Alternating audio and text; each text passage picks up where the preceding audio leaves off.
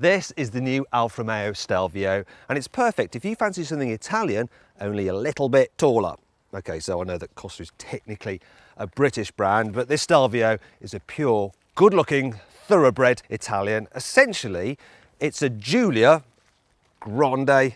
So it cost her from £34,000. Now, if you click up there, you can go to carwow.co.uk, compare offers online on the Stelvio, or any car for that matter, or from the comfort of your own home. So being an SUV, Alfa's first ever SUV for that matter, means it's easier to get in and out of than the Giulia saloon car. And you know, it's nice and spacious in here as well. Practicality is pretty good. So look at this, you've got huge cup holders. They can hold a big cup of coffee, which is really handy. And other storage, well, there's some more under here with some USB input there. One there. You've got massive door bins, got room for 2 bottles. There's some extra storage down here as well. And well, the only disappointment is the glove box, which is a little bit small. In terms of the design, it's very sporty, very Alfa. You've got huge dials, you've got this sporty steering wheel. The start button's actually on the steering wheel as well, which is really nice for an SUV, that. And yeah, it's nice. Quality's pretty good.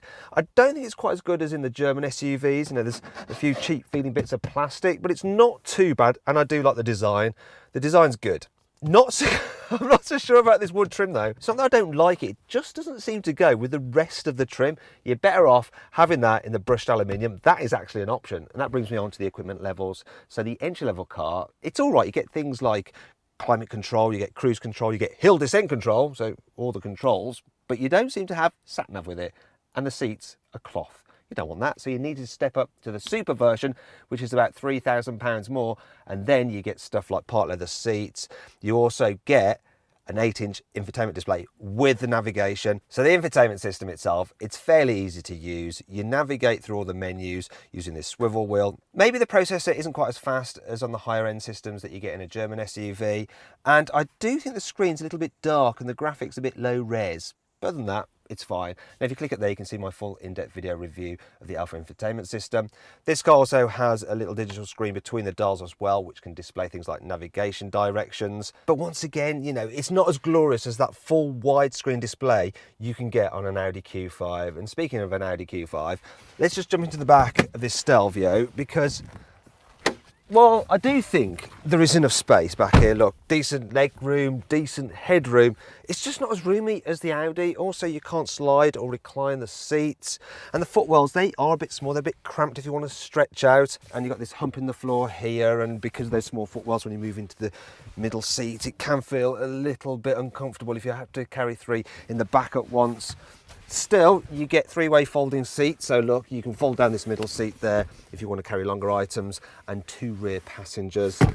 You've got a couple of cup holders there. You have 2 USB sockets there, so people in the back can charge their mobile devices. And I like the way the covers for the Isofix child seat anchor points, they flip up, they're not removable, so you're not going to lose them. This isn't the biggest SUV in the back, but it's going to be big enough for most people, and it's the same story with the boot actually. You see, the capacity is below average for this kind of car, but it's still going to be big enough, you know, for a family. Look at that, you've got enough space there.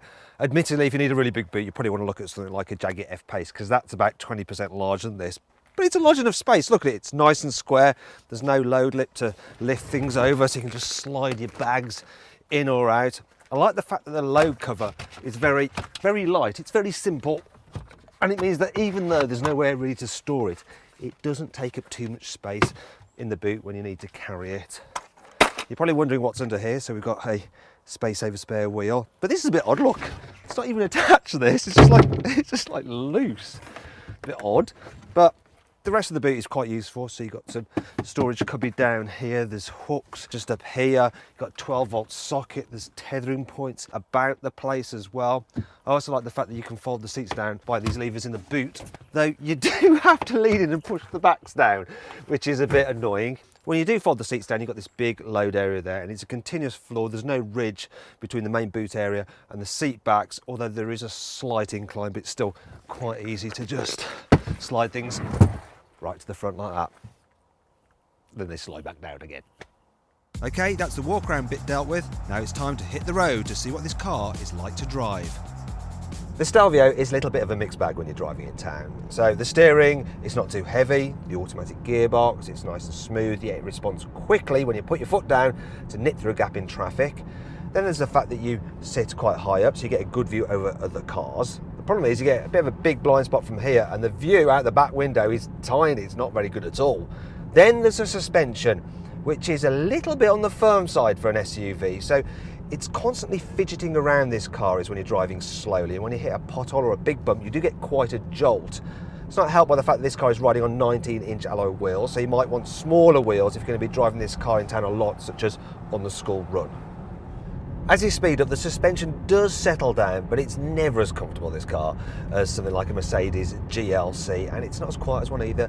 You do get a little bit of wind whistle from around the big wing mirror and a bit more tyre noise as well.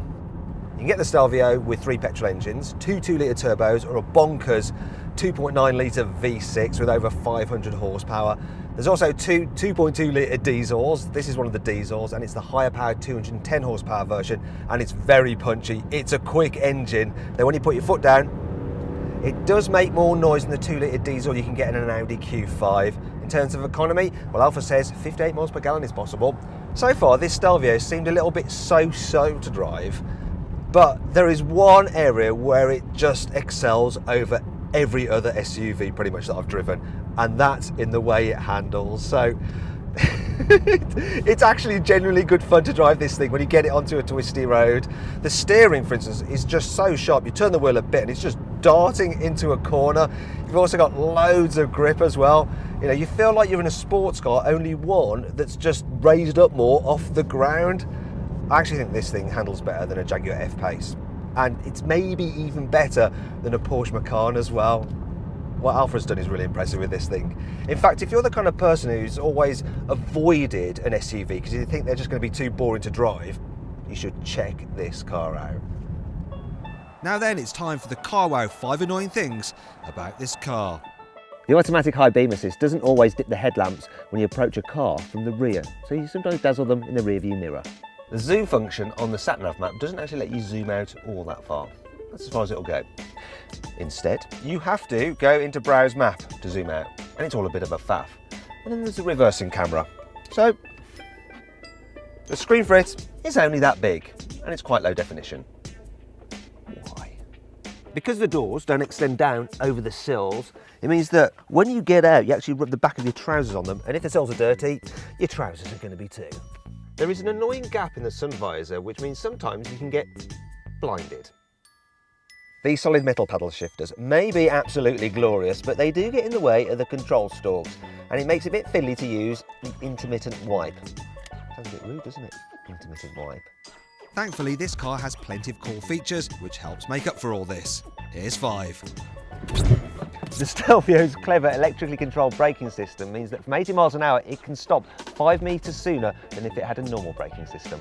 The car's bonnet, the rear wings, bits of the engine and the suspension are made out of aluminium. The prop shaft, which is the thing that sends the power from the engine to the rear wheels, is made from carbon fibre, and all this helps keep the weight down and is why the Stelvio is the lightest SUV in its class. In fact, it's a whole person lighter than its nearest rival.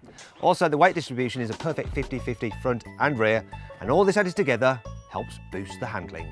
The Stelvio's clever 4-wheel drive system means that actually when you're driving, for most of the time, it just sends power to the rear wheels, so it has a sports car-like feel. But when the rears start to slip, it can divert 50% of the power to the front. All Stelvios get auto emergency braking with pedestrian protection. It also scored the highest for adult occupant protection in the Euro NCAP crash tests. On most cars, when you turn the steering wheels, the wheels not only rotate, they also angle slightly.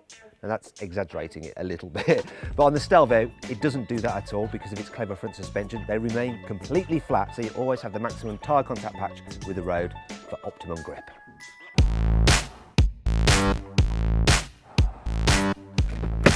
Now, if you click on the pop-out banner up there or on the link below the video, you can compare offers on the new Alfa Romeo Stelvio. So then, what's my verdict on this car? Should you avoid it? Should you... It always beeps like that when you lock it. Should you consider it? Should you shortlist it? Or should you just go right ahead and buy it? Well, I reckon you should consider the Alfa Stelvio.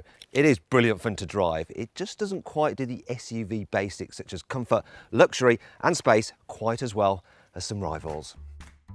If you enjoyed this video, please like it and share it, and click on our logo to subscribe to our channel. Also, click on the windows or on the links below the video for more content on this car. Now, did you spot the Easter egg in this video? It was the Stelvio Pass on Google Maps in the glove box.